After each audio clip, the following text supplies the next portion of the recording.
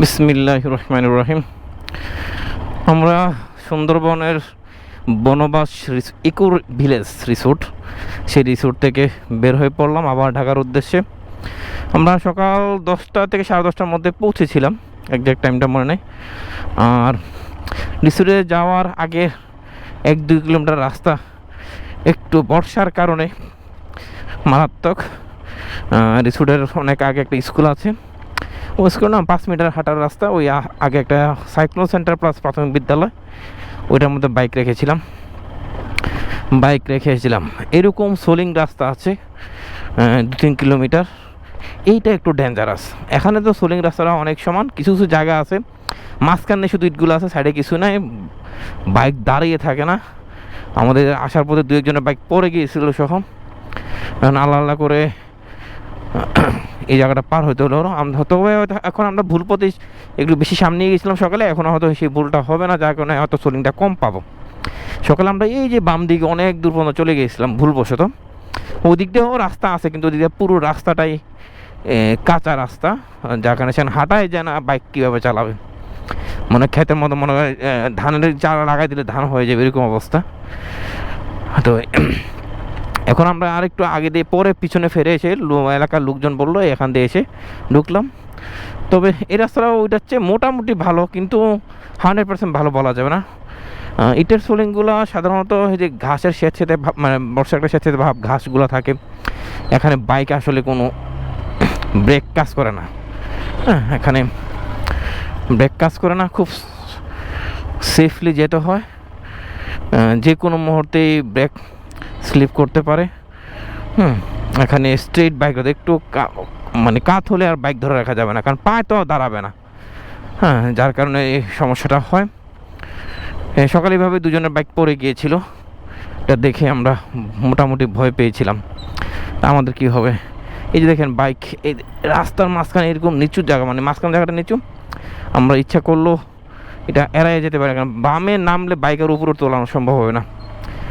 বাম দিক দিয়ে যাওয়া এমন সম্ভব না, খুব সেফলি যেতে হবে। তবে এখন এই জায়গাটা আমাদের অনেকটা কম। একটা বাইক আসতেছে, তাহলে আমরা কীভাবে যাব এখন?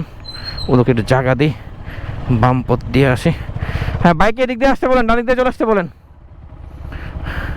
মানে রিক্স। ওই যে ওনার বাচ্চা কাচ্চা নিয়ে লোকটা আসতেছে, আসলে উনি উঠতে পারবে কি না, একটু রিক্স। আমরা দাঁড়িয়ে গেলাম, তারপরও ভাই মাঝখান দিয়ে আসেন,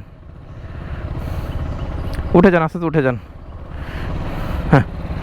যাক, মাঝখানে চলে আসছে, কারণ এখানে মাঝখানের বাইরে গেলে বাইক রাখা খুব, দেখেন কি অবস্থা রাস্তার। বর্ষা হলে মাঝখানের জায়গাটা নিচু হওয়ার কারণে বাইক সোজা চলে না, দুপাশে একটু ধরে রাখতে অনেক কষ্ট। এই যে বাইক ঘুরবে এইসব জায়গায়, মানে আপনি ধরে রাখারও কষ্ট, অনেকভাবে শক্ত করে হ্যান্ডেলবার ধরে আগাতে হয়। তো গাড়ি স্টার্ট বন্ধ করা যাবে না, বন্ধ করলেই সমস্যা। বন্ধ করলেই আপনার গাড়ি আধারে রাখতে পারবেন না, টানের উপরে যেতে হবে, হালকা টানের উপরে, কিন্তু জোরেও চালানো যাবে না, মানে যতটুকু যাবেন টানের উপরে যেতে হবে। হালকা হোক আর জোরে হোক, কিন্তু তো জোরে চালানোর কোনো মানে কোনো সুযোগই নেই, আপনাকে মিডিয়ামভাবে হালকাভাবে চালিয়ে যেতে হবে। অনেক বাইক এখনও আসতেছে না, আমরা 4টা বাইক সামনে চলে আসছি।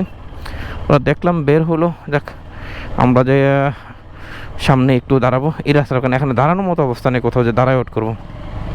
এই যে দেখেন, উফ আল্লাহ আল্লাহ, মানে এইটার সোলিং বানিয়েছে, রাস্তা দুদিক দিয়ে ডেবে গেছে, হয়তো ট্রাক চলে, ছোটো ছোটো তো ভ্যান জাতীয় মালবাহী ভ্যান গাড়ি চলে হয়তো। এই যে সামনে বাইক নিয়ে যাওয়াটা মুশকিল।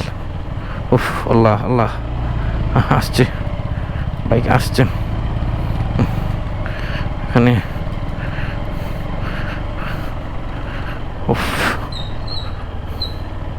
এখানে মানে পিছন থাকা যাবে, বাইক থেকে একটা দূরত্ব অনেক বেশি রাখতে হবে, না হলে বাইক, কারণ ওই সব বাইকটাতে তাড়াতাড়ি যাবে তার কোনো গ্যারান্টি নেই। কারণ পাশাপাশি থাকলে ওই ব্যাগটা পড়লেও নিজেকেও পড়তে হবে, কারণ দাঁড়িয়ে পা দিয়ে দাঁড়ানোর জায়গা নেই এখানে, পা দিয়ে দাঁড়াতে গেলেই পড়বেন। এই একটু রিস্ক ছাড়া আর তেমন কোনো রিস্ক নেই। যাক আলহামদুলিল্লাহ আমরা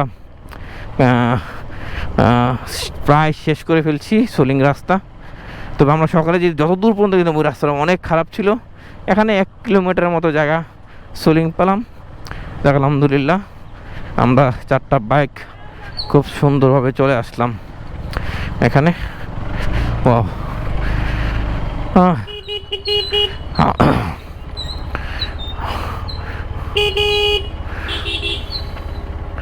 আমরা একটু দাঁড়াই, ওরা আসুক, এসবগুলা বাইক।